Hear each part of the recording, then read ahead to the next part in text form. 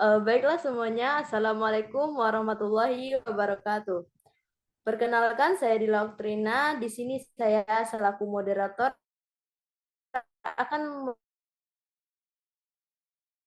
sebelum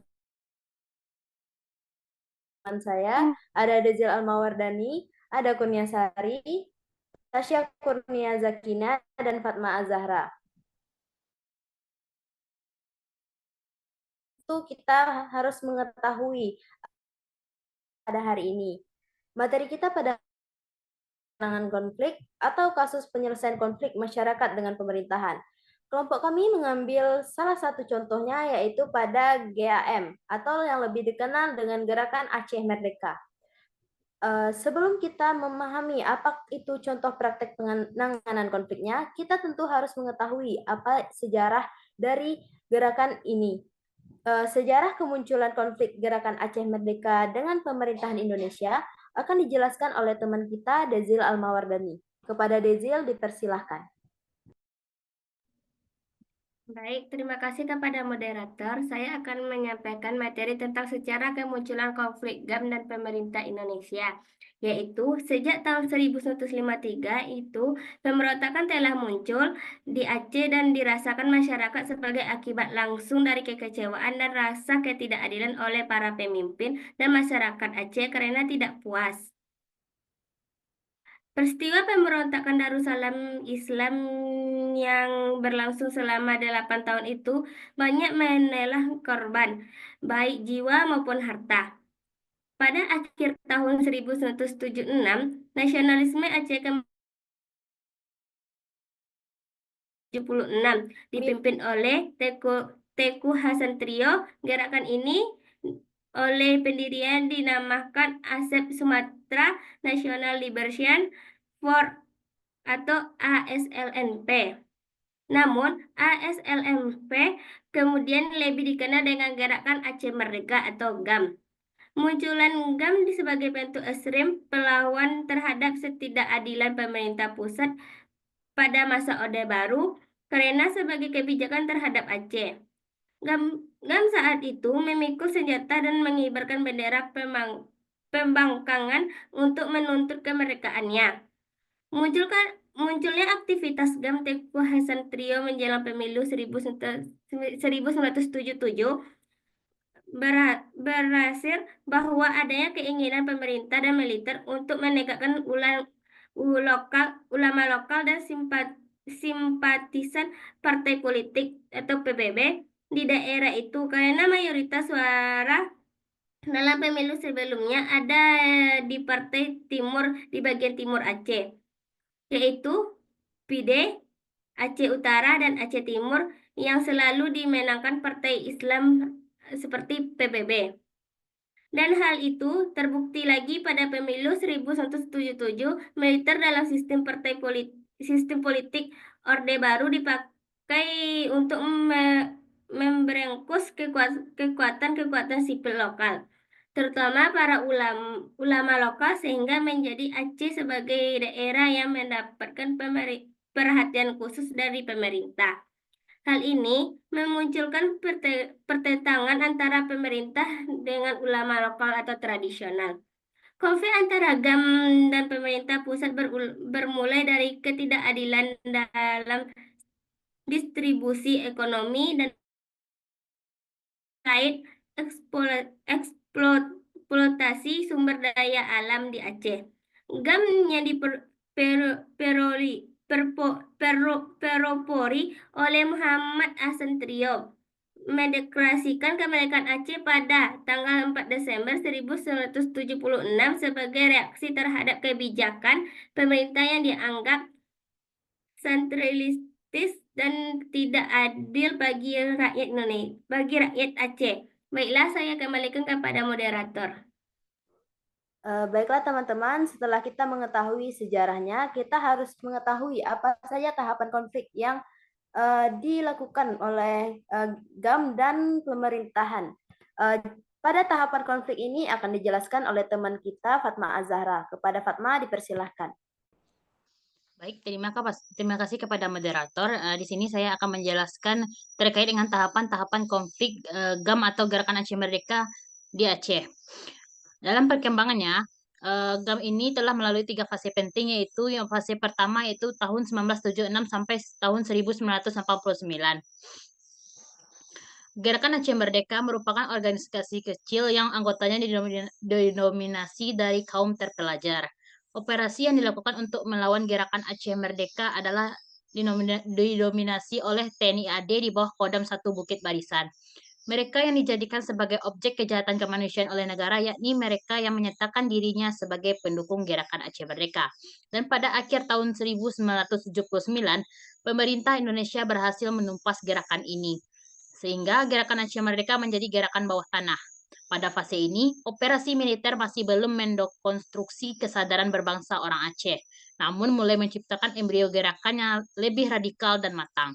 Sehingga pada kurun waktu 1976 sampai dengan 1989 untuk mendukung kampanye anti pemberontakan, tentara Indonesia melakukan pengejaran dan serangan bersenjata serta pencarian atau sweeping dari rumah ke rumah terhadap anggota Gerakan Aceh Merdeka di daerah yang diduga sebagai basis dari Gerakan Aceh Merdeka itu sendiri.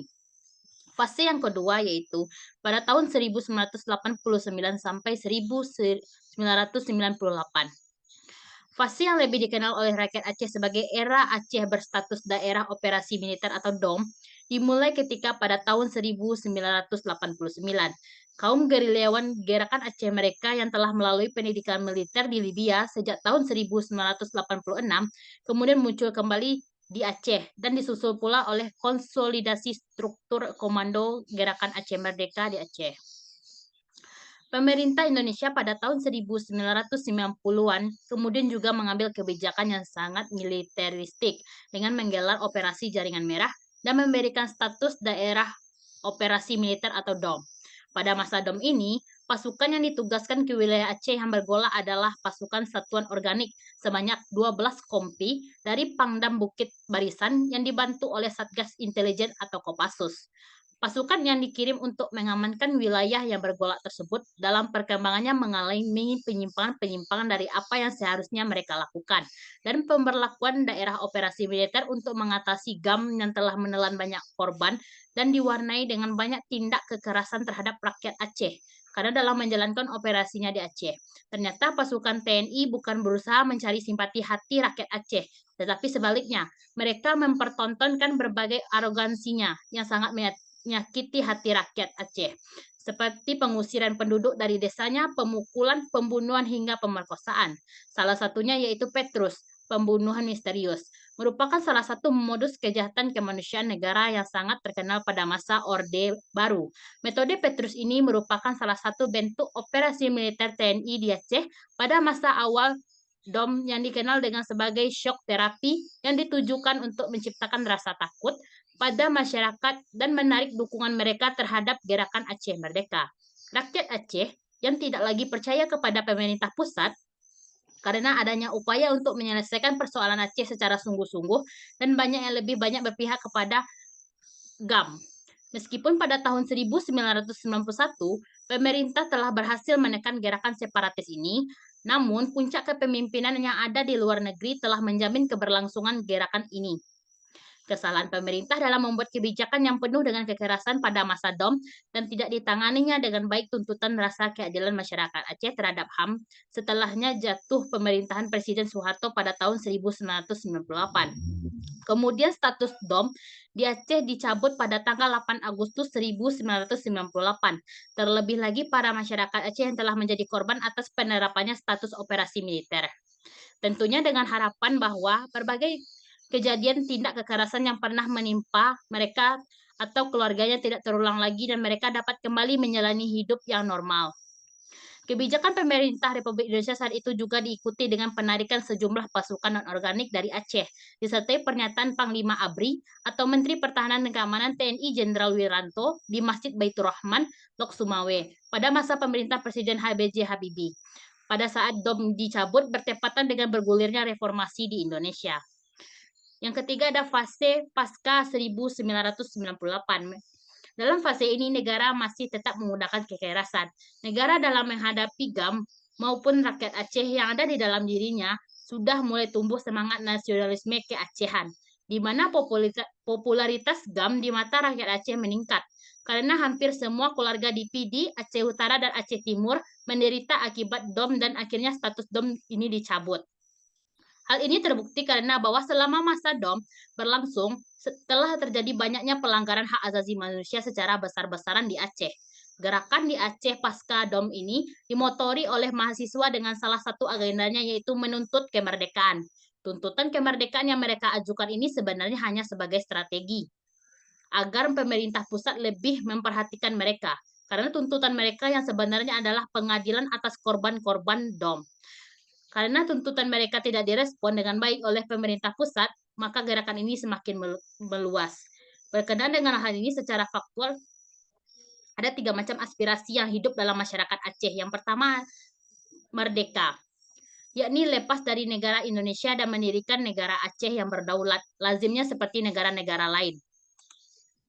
Yang kedua ada referendum, yakni rakyat Aceh secara demokratis diberi pilihan merdeka atau tetap bagian dan hidup dalam negara Indonesia.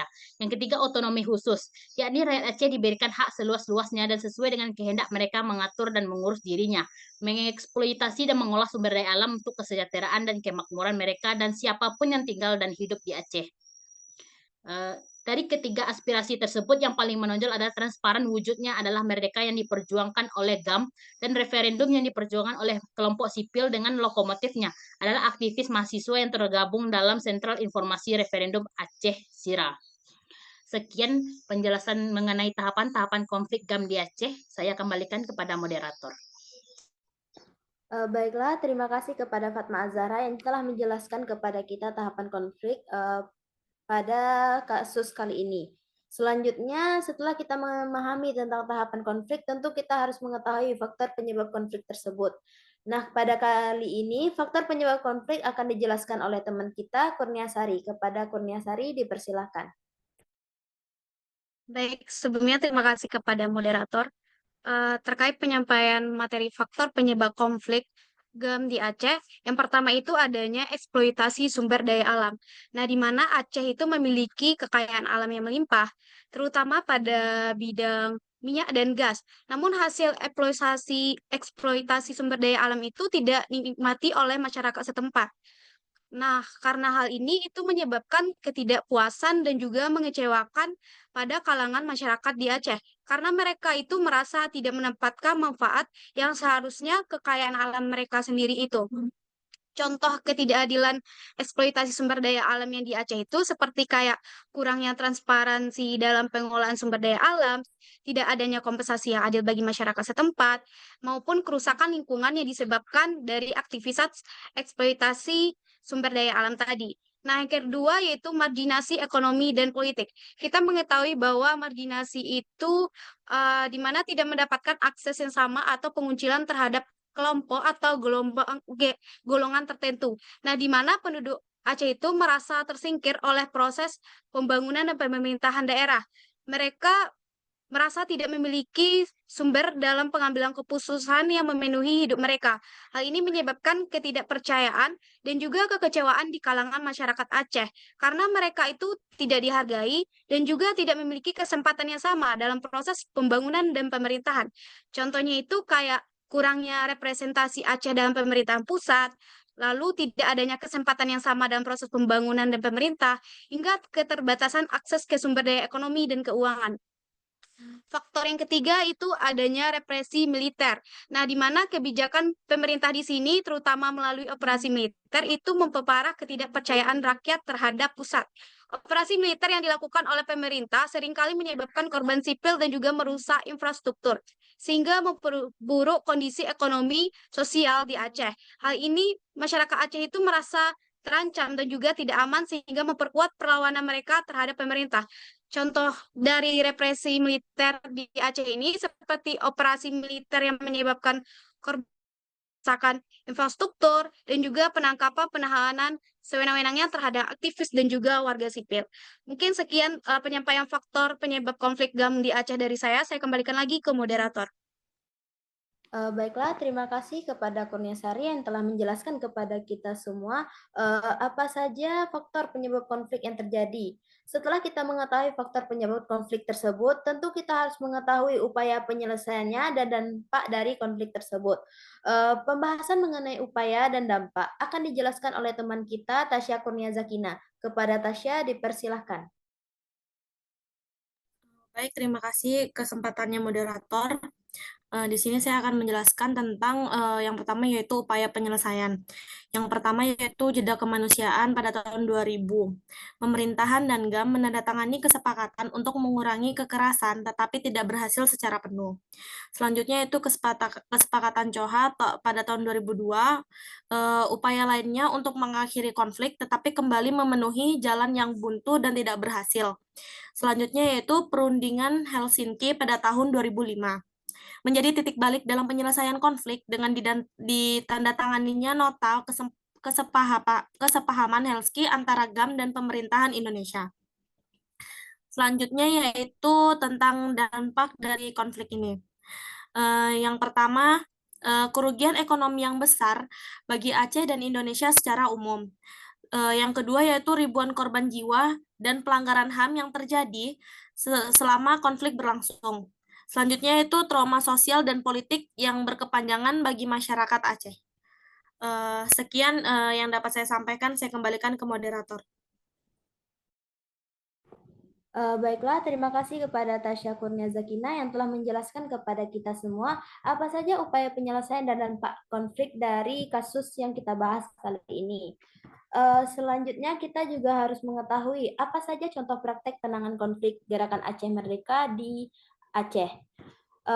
Pada pembahasan kali ini, izinkan saya untuk menjelaskan contoh praktek penanganan konfliknya, antara lain yang pertama adanya melakukan dialog dengan menggunakan pendekatan-pendekatan kepada rakyat Aceh dan petinggi-petinggi GAM. Maksudnya di sini adalah jalur lain yang ditempuh oleh pemerintah adalah dengan melakukan dialog dengan menggunakan pendekatan kepada rakyat Aceh dan juga kepada petinggi-petinggi Gerakan Aceh Merdeka. Lalu yang kedua, adapun pendekatan politik yang ditempuh yaitu dengan menempatkan pejabat-pejabat baik sipil maupun militer untuk menduduki posisi-posisi strategis di wilayah Aceh. Maksudnya di sini adalah pendekatan konflik yang ditempuh oleh pemerintah untuk meredam gejolak yang ada di Aceh adalah dengan menempatkan pejabat-pejabat baik di sipil maupun militer untuk menduduki posisi-posisi strategis di wilayah Aceh tersebut. Lalu ada yang ketiga, yaitu konflik antara pemerintahan Indonesia, dan yang nomor 3 adanya dialog dan negosiasi, yaitu dengan melakukan beberapa cara, antara lain dengan yang pertama, dengan melakukan perjanjian Cessation of Hostilities atau KOHA pada tahun 2002. Yang kedua, dengan melakukan perundingan Helsinki tahun 2005. Dan yang keempat, mereka memfasilitasi pihak ketiga. Maksudnya memfasilitasi pihak ketiga di sini adalah pihak ketiga berperan penting dalam memfasilitasi dialog, seperti Norwegia yang bertindak sebagai mediator. Peran mereka membantu menciptakan kepercayaan antara kedua belah pihak dan menyusun agenda perundingan dan konstruktif. Lalu yang kelima adanya reintegrasi dan pembangunan pasca konflik. Maksudnya di sini adalah setelah perjanjian damai tersebut, pemerintah Indonesia meluncurkan program reintegrasi untuk mantan anggota Gerakan Aceh Merdeka, yaitu termasuk pada pelatihan keterampilan dan bantuan ekonomi. Tujuan dari gerakan ini adalah untuk memfasilitasi integrasi mereka ke dalam sipil. Lalu ada yang nomor 7, adanya kampanye rekonsiliasi. Maksudnya di sini adalah sebagai bagian dari perjanjian damai, Aceh memberikan hak otonomi khusus untuk memberi mereka kendali lebih besar atas pemerintahan dan sumber daya lokal.